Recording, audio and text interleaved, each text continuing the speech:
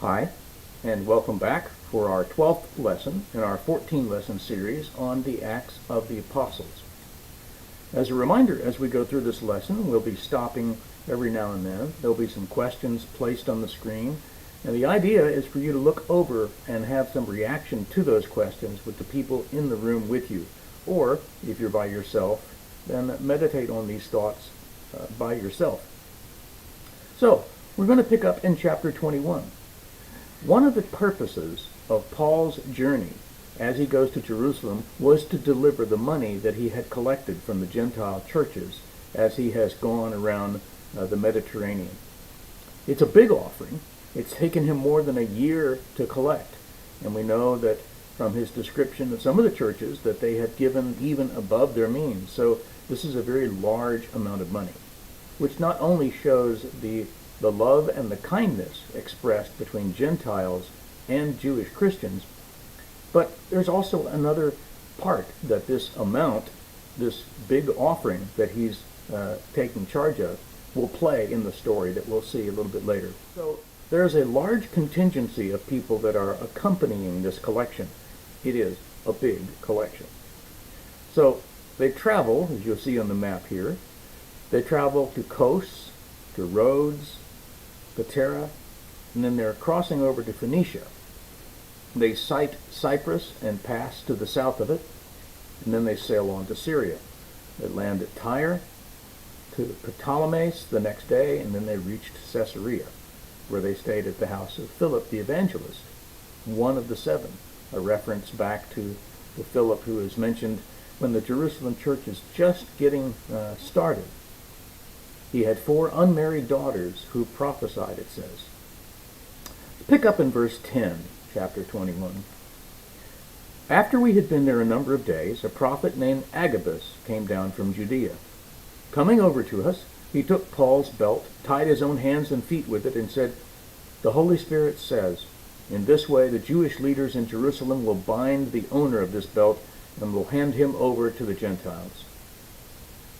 Question arises, did Paul disobey the direction of the Spirit by going to Jerusalem, even though Agabus, not only Agabus, but Agabus among others, warned him that what was going to happen in Jerusalem was good? Well, the answer is no, because in his farewell to the Ephesus leaders, he says, quote, "And now, compelled by the Spirit, I am going to Jerusalem, not knowing what will happen to me there." Paul trusted in the Lord's plan for his life, and this gave him the resolve to put aside the warnings of his friends and focus on what the Lord had called him to do. True, the Spirit was, for its own reasons, telling Paul what was going to happen to him there, but he was completely following the will of the Lord and the direction of the Spirit as he heads to Jerusalem, knowing that he is going to be persecuted there. Verse 12 says, "When we heard this, we and the people there pleaded with Paul not to go to Jerusalem. But Paul answered, 'Why are you weeping and breaking my heart? I am ready not only to be bound, but also to die in Jerusalem for the name of the Lord Jesus.' When he would not be dissuaded, we gave up and said, 'The Lord's will be done.'" After this, we started on our way up to Jerusalem. Notice the direction to Jerusalem is always up, not only theologically and sort of metaphorically, but also up the mountainside. Some of the disciples from Caesarea accompanied us and brought us to the home of Mnason, where we were to stay. He was a man from Cyprus and one of the early disciples. That brings up a question I'd like us to consider for just a moment.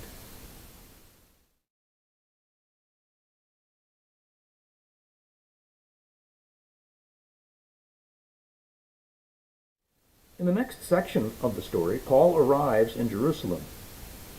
Now, it's somewhere in the late 50s by this point, AD 59 or so. So think about it in relation to the crucifixion.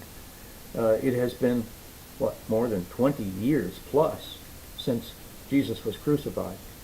And in only 3 years or less, Paul will disappear from the biblical record. These are his last years here. And it says that James, who spoke for the leadership of Jerusalem, a decade earlier asking Paul to restrict some of the more obvious Gentile habits as new Christians, now he speaks for the group again.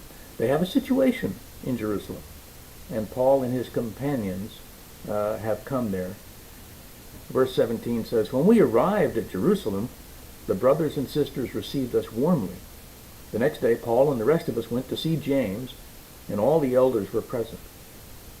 James obviously was one of the spokespersons for this group. Paul greeted them and reported in detail what God had done among the Gentiles through his ministry. Now remember again, Paul has been preaching among the Gentiles for over 10 years, and the gospel is clearly not just for Jews.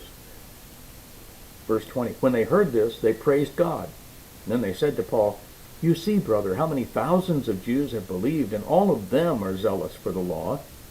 They've been informed that you teach all the Jews who live among the Gentiles to turn away from Moses, telling them not to circumcise their children or live according to our customs.' So the situation is not that they objected to Gentiles becoming Christians and living as Gentiles without living as Jews, but that the word had been spread that Paul was teaching Jews to give up on the laws of Moses and to throw away all their traditions that they had held for thousands of years. Verse 22, "What shall we do? They will certainly hear that you have come, so do what we tell you." So he has 4 men that he's recommending that Paul go and take a vow with, and that way everybody, they think, will know that the rumors they've heard about Paul are untrue. It's not going to work, but it's a good tactic. But there's another thing they're saying here. Basically, they're not saying that the problem is with Gentile Christians, but the problem is with Jewish Christians. Verse 27. This is such a good section. I'm just going to read a little bit, and you can follow along, beginning in verse 27. "When the 7 days were over, some Jews from the province of Asia saw Paul at the temple, and they stirred up the whole crowd and seized him, shouting, 'Fellow Israelites, help us! This is the man who teaches everyone everywhere against our people and our law and this place. And besides, he has brought Greeks into the temple and defiled this holy place.'" Parenthetical statement from Luke. They had previously seen Trophimus, the Ephesian, in the city with Paul and assumed that Paul had brought him into the temple. The whole city was aroused, and the people came running from all directions. Seizing Paul, they dragged him from the temple, and immediately the gates were shut.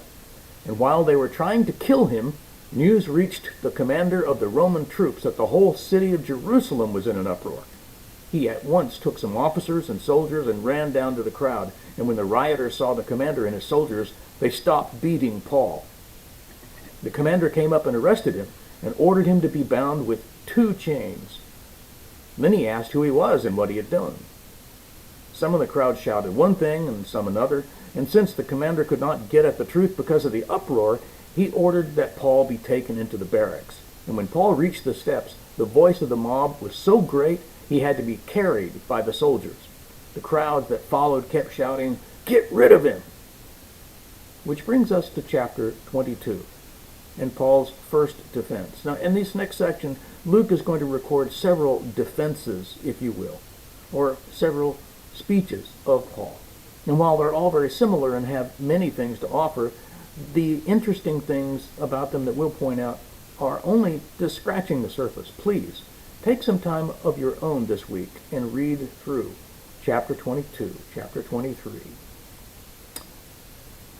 He tells us about the conversion that he experienced on the road to Damascus, and it is a retelling of a story we've already been familiar with, but it includes another detail.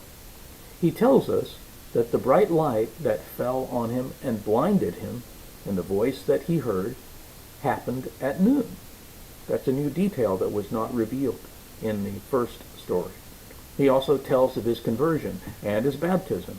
But then he continues with some new insights, including a new revelation that we hadn't heard about that comes directly from Jesus. He says in verse 17, this is Paul speaking, "When I returned to Jerusalem and was praying at the temple, I fell into a trance and saw the Lord speaking to me."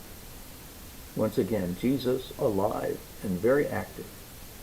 "Quick," he said, Leave Jerusalem immediately, because the people here will not accept your testimony about me." "Lord," I replied, "these people know that I went from one synagogue to another to imprison and beat those who would believe in you. And when the blood of your martyr Stephen was shed, I stood there giving my approval and guarding the clothes of those who were killing him." Then the Lord said to me, "Go, I will send you far away to the Gentiles." Now this is the issue for these Jewish Christians. They're going to assume that Paul is teaching Jews and Gentiles alike to give up all the practices of Judaism, which he's not. 22, the crowd listened to Paul until he said this. Then they raised their voices and shouted, "Rid the earth of him! He's not fit to live!" Now, it's difficult for us to conceptualize how sensitive this topic was for Jews. I have tried, and I cannot think of a modern-day parallel. Suffice it to say that the Romans, because of the uproar caused, thought that, quote, the whole city was in an uproar. And there was something else that Paul relates to us that recommends a question for us. Verse 12, "A man named Ananias came to see me. He was a devout observer of the law and highly respected by all the Jews living there. He stood beside me and said, 'Brother Saul, receive your sight.' And at that very moment I was able to see. Then he said, 'The God of our ancestors has chosen you to know his will and to see the righteous one and to hear words from his mouth. You will be his witness to all people of what you have seen and heard.'"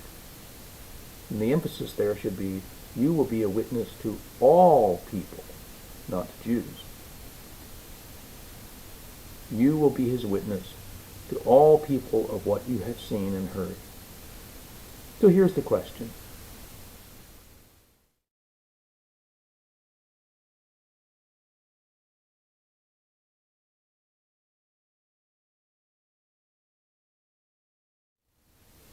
Verse 23. Paul looked straight at the Sanhedrin, and remember, he would have likely have known many of the faces in that crowd. And he said, "My brothers, I have fulfilled my duty to God in all good conscience to this day." And at this, the high priest Ananias ordered those standing near Paul to strike him on the mouth. And Paul said to him, "God will strike you, you whitewashed wall. You sit there to judge me according to the law, yet you yourself violate the law by commanding that I be struck?" Side note, as it turns out, when he says God will strike you, it turns out to be prophetic because Jewish freedom fighters killed Ananias at the outbreak of the Jewish revolt of AD 66, just a few years after this instance. Verse 4, those who were standing near Paul said, "How dare you insult God's high priest?" And Paul replied, "Brothers, I did not realize that he was the high priest. For it is written, 'Do not speak evil about the ruler of your people.'" Surely, sarcastic tone in what Paul relates there. But now look at this in verse 11. "The following night, the Lord stood near Paul and said, 'Take courage. As you have testified about me in Jerusalem, so you must also testify in Rome.'" Jesus stood beside him. That's the same word used with Ananias in chapter 22 and verse 12 when it says, "A man named Ananias came to see me. He was a devout observer of the law and highly respected by all the Jews living there. He stood beside me and said, 'Brother Saul, receive your sight.'" Jesus stood beside Paul. I can't emphasize that enough. Jesus alive and active and physically present with Paul, at least in this instant. That really begs a question for us to consider.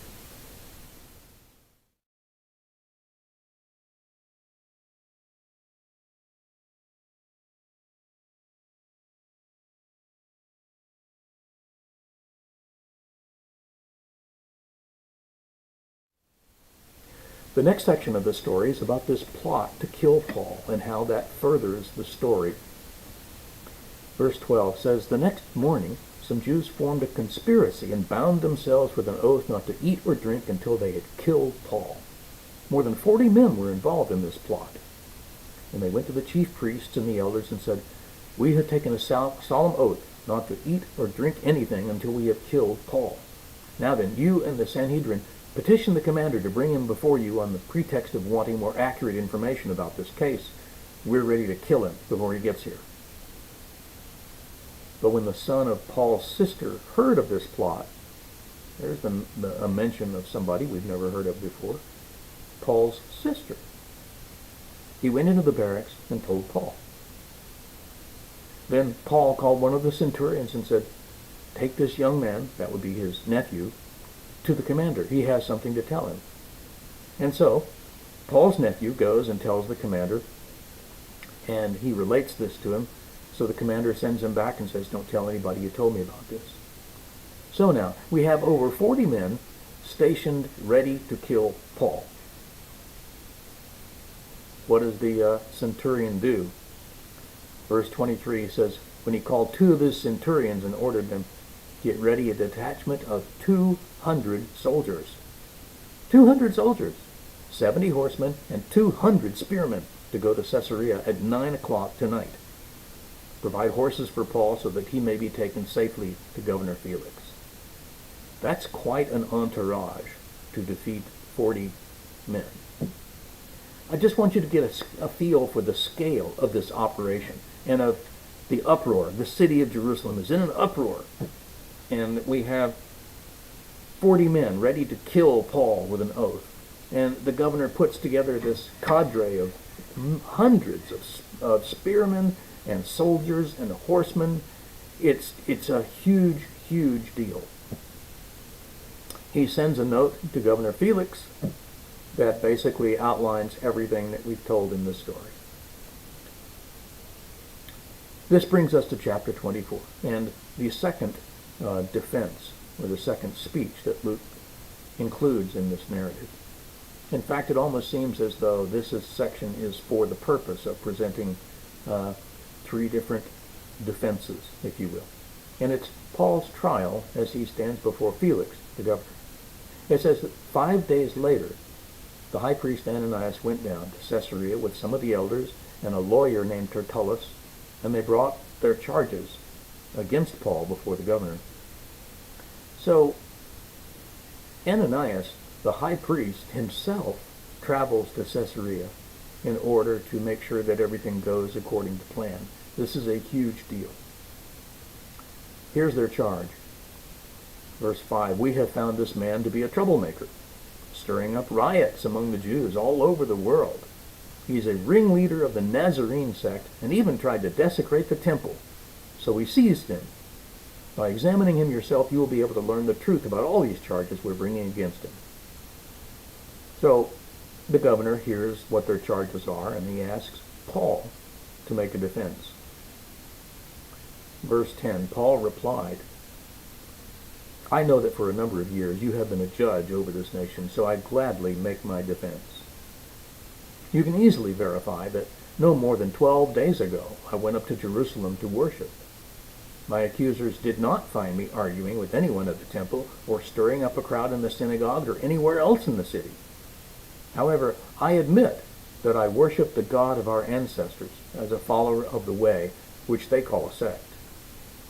I believe everything that is in accordance with the law and that is written in the prophets, and I have the same hope in God as these men themselves have, that there will be a resurrection of both the righteous and the wicked. So I strive always to keep my conscience clear before men. After an absence of several years, I came to Jerusalem to bring my people gifts for the poor and to present offerings. I was ceremonially clean when they found me in the temple courts doing this. There was no crowd with me, nor was I involved in any disturbance. Yet there are some Jews from the province of Asia who ought to be here before you and bring charges if they have anything against me. Or these who are here should state what crime they found in me when I stood before the Sanhedrin. Unless it was this one thing I shouted as I stood in their presence, 'It is concerning the resurrection of the dead that I am on trial before you today.' Well, Paul puts to shame all the accusations the Jews have made of him, and leave them no choice but to make Felix want to hear more details. Now, Felix had been in Jerusalem, or had been in Judea. For a while, he would have certainly known about Christianity and about the claims of Christians. In fact, it says so in verse 22. It says, "Then Felix, who was well acquainted with the way, adjourned the proceedings.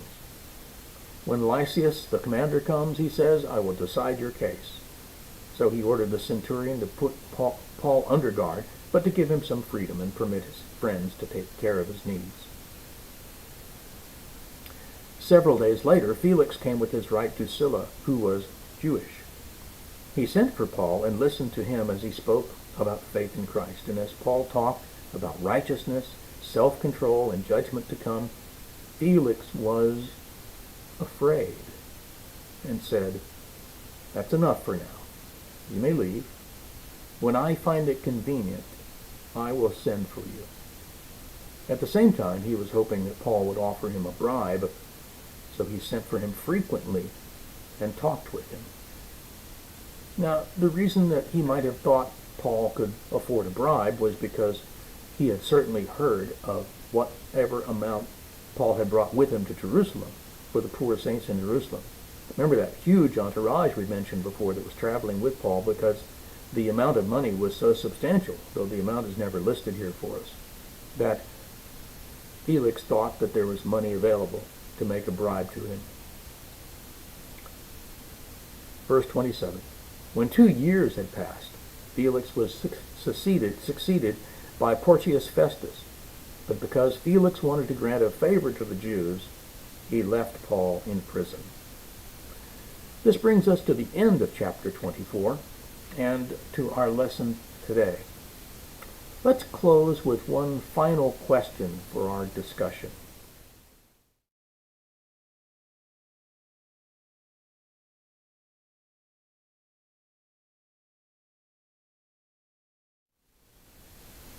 May God bless you this week.